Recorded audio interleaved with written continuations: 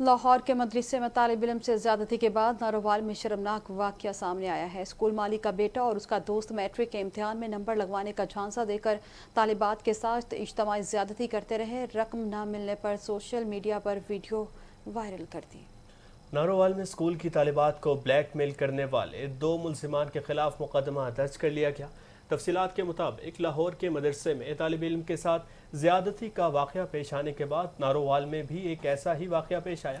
بتایا گیا ہے کہ نارووال کی تحصیل ظفروال کے ایک نجی اسکول کے مالک کا بیٹا اور اس کا دوست اسکول آنے والی طالبات اور خواتین ٹیچرز کو اجتماعی زیادتی کا نشانہ بناتے تھے۔ ملزمان خواتین کی ویڈیوز بھی بناتے تھے اور انہیں بلیک میل کر کے لاکھوں روپے بھی بٹورتے تھے۔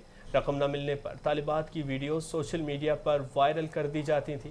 دونوں افراد طالبات کو میٹرک میں نمبر لگوانے کا جھانسا دے کر دھوکے سے بلاتے تھے اور زیادتی کا نشانہ بناتے تھے۔